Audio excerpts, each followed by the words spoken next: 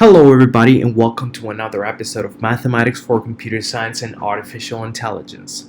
Today we'll continue with our series of neural networks. So in this particular video, we will talk about the feed-forward algorithm, that famous feed-forward algorithm, what it does, how it works, and how it helps our neural networks come to conclusions or predict values. So before we get there, let's just go ahead and remember what we did in the previous video. So we pretty much went ahead and compared the biological neurons to the artificial neurons. We saw what were their similarities, and we pretty much saw how we can compare our artificial neural networks to the previous models that we have seen of linear regression and multi-regression. Today we'll go one step deeper and we'll actually go ahead and see how the whole neural network would compute or come to a conclusion based on a given input. So first of all, let's remember the structure of a neural network. So the neural network is organized in layers. So this is a layer of neurons, and each layer of neurons is connected via the weights. So these weights connect the layer of neurons and pretty much go ahead and help the neural network propel forward. So from the input layer, it goes to the first hidden layer, and then from the first hidden layer to the second hidden layer, all the way until it finishes and goes to the output layer. So here are different ways of looking at a neural network. So you can think of a neural network as a multiple input, multiple activated outputs, and multiple layer function. So in the end, a neural network is sort of like a function, or a function of functions, you can think of it. So neurons are activated outputs from previous layer of neurons. So this neuron is an activated output. Remember that each function has an activation, and that activation is pretty much what determines whether the neuron fires or how much it fired, if it did, or if it didn't fire. So you can think of it as an output activated, that's activated from previous layer of neurons. You can also think of a neuron as an activated function, again an activated function y, which is the output of multiple inputs. So this is like a multi-regression model, just the way that we saw before, except that it's activated. We pass it through an activation function. And finally, you can think of each neuron as an activated multidimensional equation. So multidimensional means that you have multiple inputs. And this is actually a great way to see it. Now, what about the famous feed-forward algorithm? Okay, so let's just go ahead and grasp everything we just talked about, and let's ignore the rest of the neural network. Let's just focus on this one, on this particular one. So let's ignore everything else. If we just consider this one, then this would become an activated multi-regression model, because we have 3 inputs, 3 weights, and then 1 bias, and finally we have an output. So this is a multi-regression model. However, remember that this output must be activated with an activation function. So assuming that the activation function is sigmoid, we can represent this as sigmoid of y. However, let's just go ahead and simplify this and say, well, sigmoid of y, or the sigmoid of an output, we can just call this an activation. So an activation is a neuron, or an activated output. That's the simple thing that an activation is. Now let's go back to reality and consider the rest of the neurons. So by the way, this is just a way to represent this. So A, the activation, is a sigmoid of a multi-regression model or a multidimensional equation, right? So let's just bring back the rest of the network. And C, well, okay, well here we consider just one neuron, but in reality this network has many layers and many neurons. And all of these neurons are considered activations as well, right? So all these activations also are accompanied by a bias. And of course, we have many lines, which means that we have many weights. We have, in fact, a lot of weights. So we need a clever way to distinguish between these activations, these biases, and all these weights. So we can, of course, take and say, well, the activation on this layer, we can just call activation 0, activation 1, activation 2, activation 3, and so on and so forth. But that doesn't really give us any information as to which layer we're dealing with. That's just not very helpful at all. So what we can do is separate this by neuron number or activation number and layer number. So we can think of this as, well, the jth activation on the lth layer. So by the way, this up here does not mean that it's a power to the power of L. Rather, this means that it's on the lth layer. So activation J on the lth layer. So if this was active, if we started from 0, this would be activation 0 on layer 1, right? So this would be layer 0, layer 1. And this one would be activation 1 on layer 1. Now the bias, obviously we have a bias for each activation, excluding obviously the input, because the input is just whatever numbers we give it to begin with. So these biases can be referred to in the same way that we can refer to the activations. We just refer to which layer we're in and which neuron this bias belongs to. Great. Now what about all the weights? So for the weights, it's a bit more complicated because now we don't only have one weight per neuron. Rather, we have one weight coming to one neuron from another neuron. So we have to refer to it. First of all, we have to know which layer this weight belongs to. Then we need to know what neuron it's coming from and what neuron it's going to. So we need 3 indexes, whereas before we only needed 2. So how are we going to do that? First, okay, the L still represents the layer. The J, the first index, represents the neuron that it's going to. And the K, the second index, represents the neuron that it's coming to, or coming from, sorry. So, if we took a look at this neuron, and we took a look at this particular weight right here, well, we have the weight on layer 0 coming to neuron 0, because this is neuron 0, and the K would be 1 because it's coming from neuron 1. So let's go ahead and try this particular weight, or let's just go ahead and do this one. So this weight is on layer 0 going to neuron 1 coming from neuron 2. Let's just go ahead and try this one, and just go ahead and try this one on your own and see if you can come up with the right answer, and then just go ahead and continue watching the video. So if we start again from layer 0, so this is layer 0, layer 1, layer 2, so this is W, layer equals 2, J is the neuron that it's coming to, that it's going to, so this neuron would be the first neuron, J would be 0 on this layer, but for now we just have to worry about which neuron it is. So J is 0, and it's also coming from neuron 0, so this would be 2, 0, 0. Great, and I think you kind of get it at this point. So how can we formalize this to compute any of these activations? And of course, we can come up with this formula. And this seems a little complicated, so let's go ahead and unravel the mystery behind this formula. So first of all, computer scientists, whenever you see this symbol, this is obviously summation. So you can think of this as a loop if you want. So this encapsulates all the activations from the previous layer. So L minus 1 is the previous layer, and this K represents the activation number on that previous layer. Now remember, on the weight, if we're computing the activation on the lth layer, the jth activation, then we have to have the weight that is going to the jth activation. This is why, so if we take a look at this neuron and we're talking about this neuron, J here would be 1, so we need to know the weights that are going particularly to that neuron and not any other neurons. This is why we have to have the J here. And the J doesn't change, right? The J is static. The only thing that changes is the K.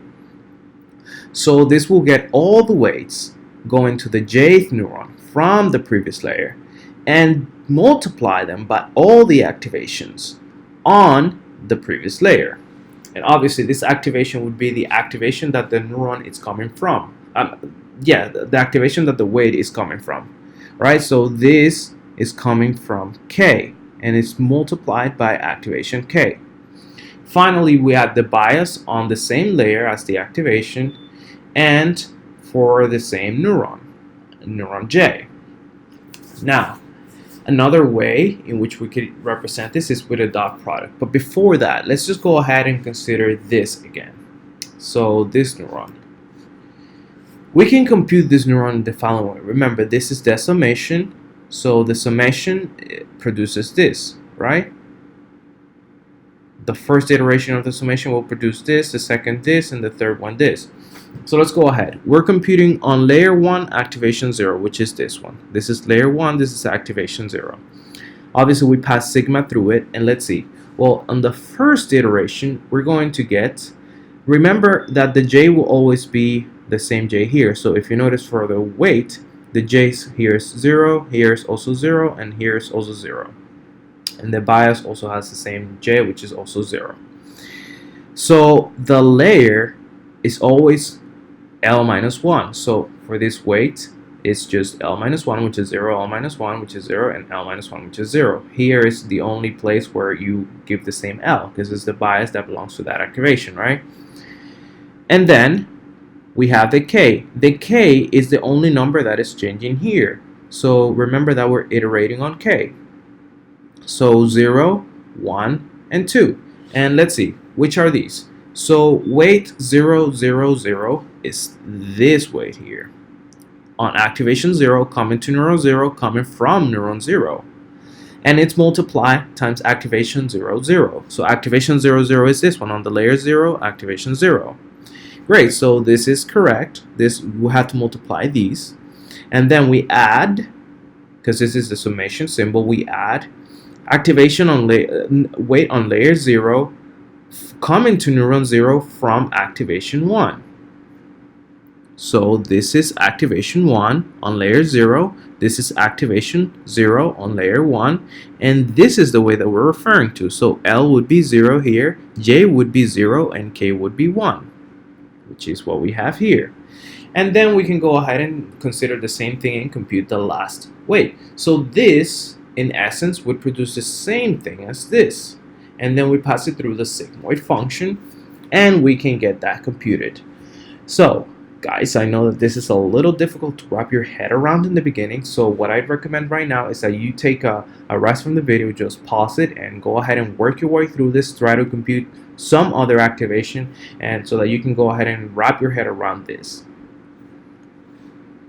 So here we have pretty much revealed what these numbers are so that you can see it more clearly. So by the way, even though the input layer, we're calling it an activation as well, in reality it's just the input layer. It's just easier to see that way. So the input layer does not have any biases, so there is not bias 0, 0, 0, 1, or 0, 2. And obviously there are no weights from there either.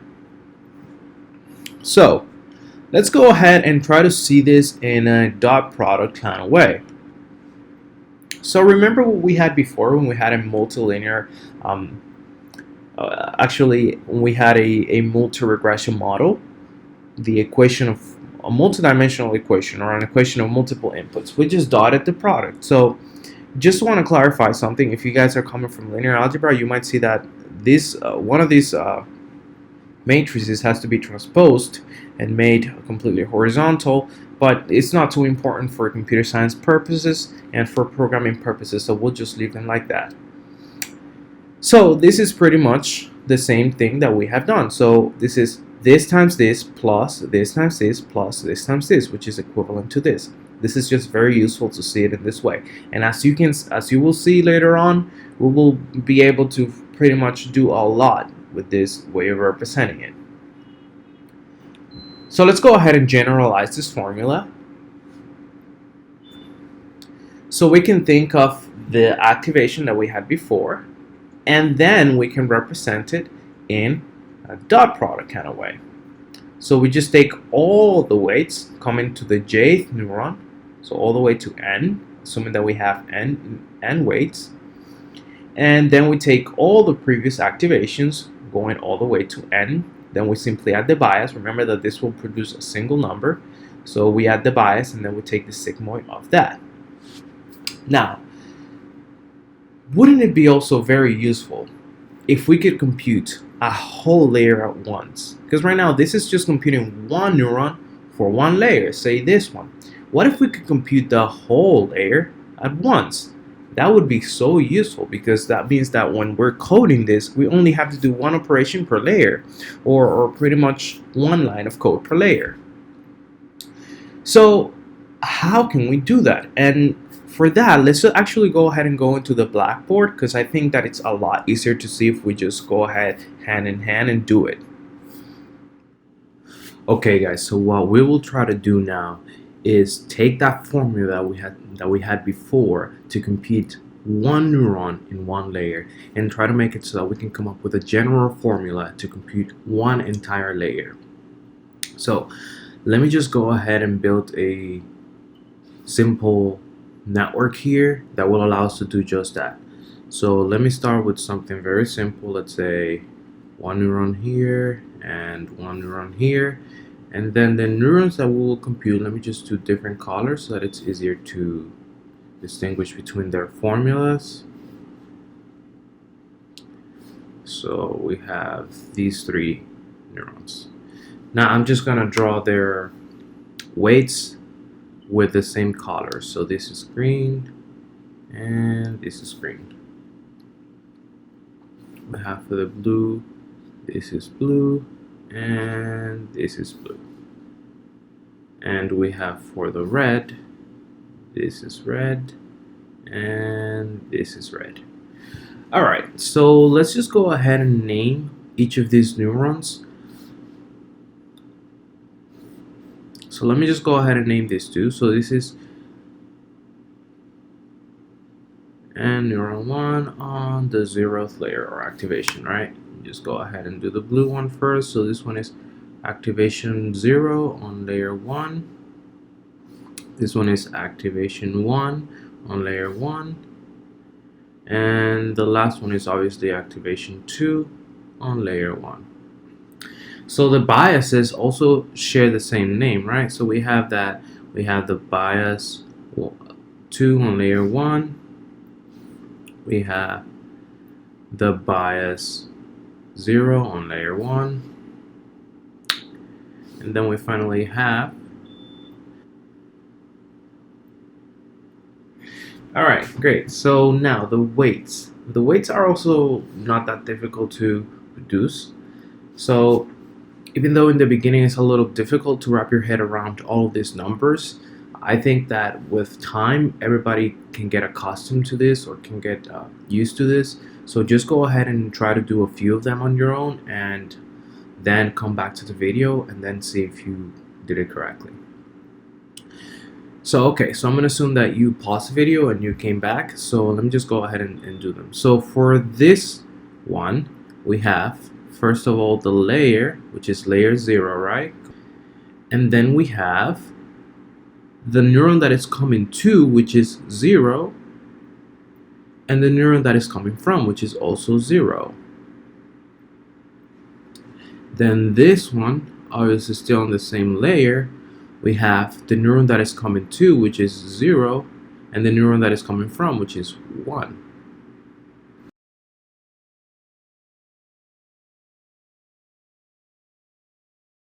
Great, so these are all the weights and biases for our little simplified network.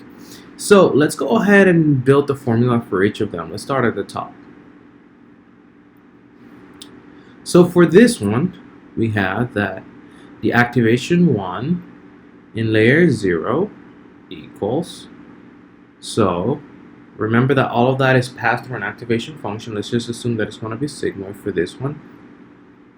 And we have the weights that comprise this neuron, which is the weight on 0, 1 going to 0 from 0, and the weight on layer 0 coming from 0 or going to 0 from 1. This is dotted with the activations from the previous layer. So the activations are activation 0 on layer 0 and activation 1 on layer 0.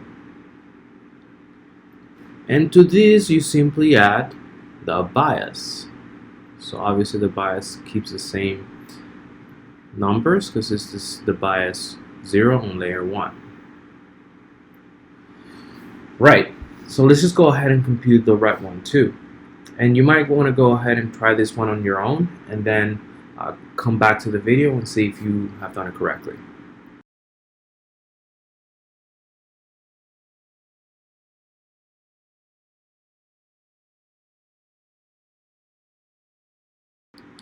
Great. So now we have all of these computations. This computes the first neuron of the first layer, or the layer 1, the second neuron of layer 1, and the third neuron of layer 1. So what is common among all of them? Well, obviously the activations for the previous neuron is common among all of them because they're on the same layer. And this is the case for every layer of neurons. So whenever you're computing one particular activation on one particular layer and comparing it to another activation on the same layer, the matrix that is always the same is the matrix of the previous neurons, because remember that they share the previous layer if they're on the same layer. So how can we use this information here to build a formula that will allow us to compute one layer at a time? Alright, so let's see, let's go down here and see. Well, we have this in common, we have this in common, we have this in common. What we can do is arrange these weight matrices so that we can multiply them with these, with just one of these activation layers from the previous layer, obviously, and produce the product of a matrix. So in this case, the results of these three biases, let's just go ahead and compute. Let me just use a different color here. Let me just use the yellow one. And let's just go ahead and say A of layer 1. So this right here should produce a matrix, not only a number. This is a number, this is a number, and this is a number. And the result should be a matrix comprised of these three numbers. Alright, so let me just clarify that here. So this should produce a matrix A1, 0, A1, 1, and A1, 2. Great, so this is what this should produce, right? Alright, so what this should look like is, let's start with the actual, let's just go ahead and ignore for now the sigmoid, and we'll go by parts, right? So this should be equal to that. Let me just go ahead and erase this right here. So it should be equal to that. So as an aside, let's just say this. This is all pure linear algebra, guys. Matrix multiplications. So let's have A0, 0, and I'll explain in a while what this is. So these are two different numbers, right? And then let's just use the same sort of general notation here as a dot. And then we're going to dot it into a product. Well, what is going to be into a matrix? So what is going to be that matrix? Well, let's see. We are going to have W0, 2, 0, W0, 2, 1. Let me actually start from the top.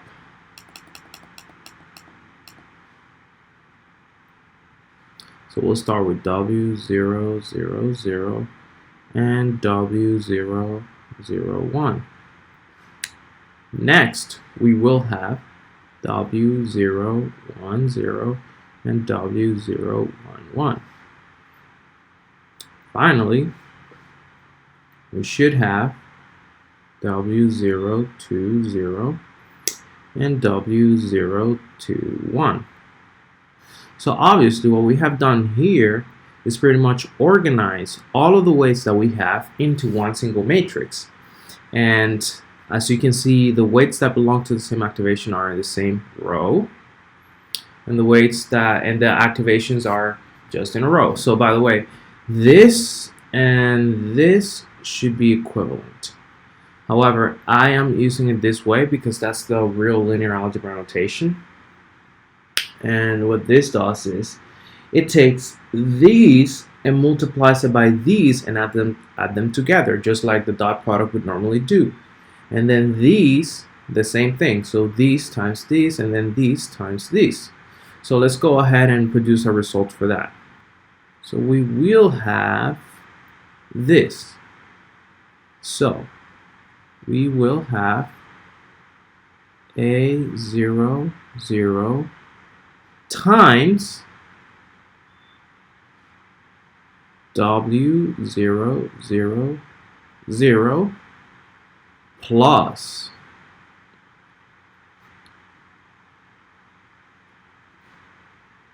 A00, A01 times W001.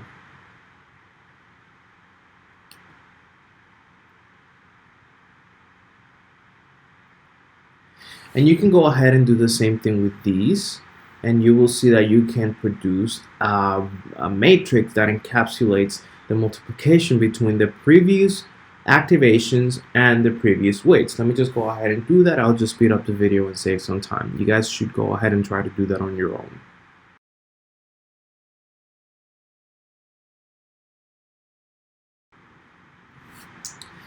Perfect. Okay, so now that we have that, this obviously produces this first step of each activation. So now what's the next step? To add the bias. And obviously if this is a matrix, then we can simply add another matrix to it, right? That's common linear algebra. So we can just say, so let me just go ahead and take this whole thing.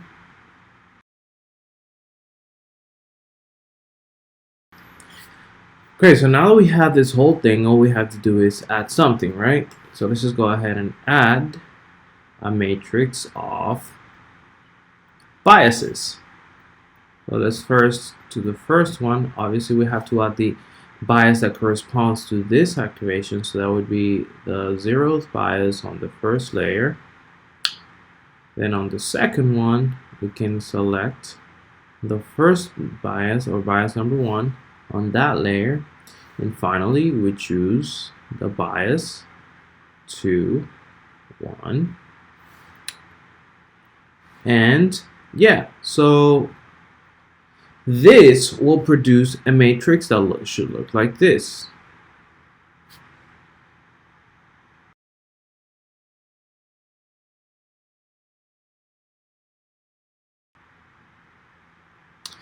Great, so now we have encapsulated all neurons or all activations from one layer, or layer 1.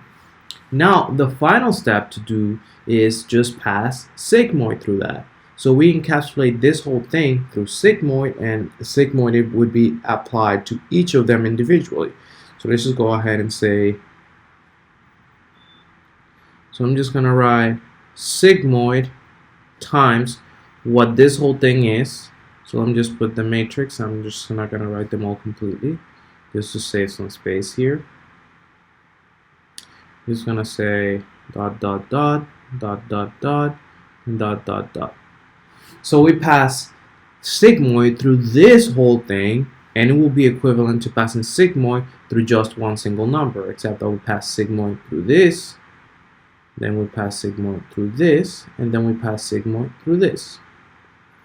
And that should give us all the activations in a matrix. So this will be the result right here. This should be the result. We will have the 0th activation on the first layer, the activation 1 on first layer, and activation 2 on first layer. And this is very useful when it comes to programming. So what we will do is formalize this now in a new page. Just go ahead and make sure that you write this down so that you know what I'm doing as I go ahead and like pretty much write the whole formula, so that you pretty much can be in touch with everything that's happening. So let me just go ahead and clean this up.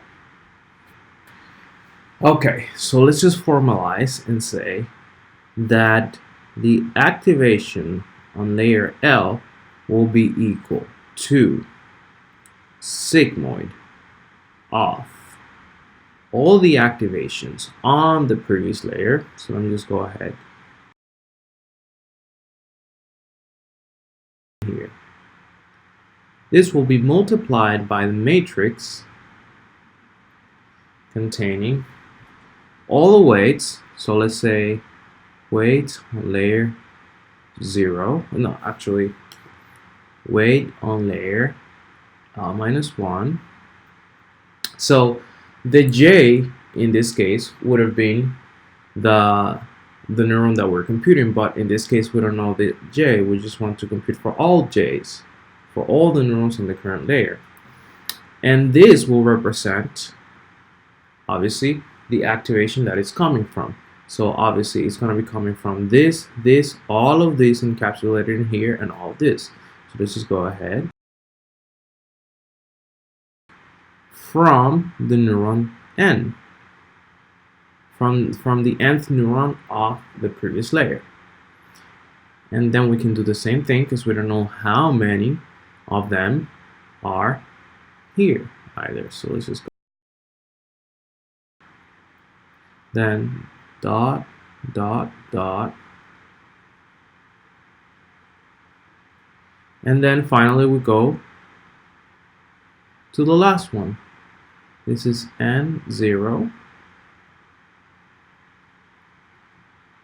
N1 dot, dot, dot. This could look a little messy here. And N. But I hope you guys can understand. So all of this is added to the biases, right? So we're going to go from the bias on the current layer, 0, bias on the current layer, 1, dot, dot, dot, bias on the same layer, N. And this is some sort of a general formula that we can come up with for computing an entire layer, a layer L. Let's just go ahead and get back to our presentation and see, formalize this with more neat notations.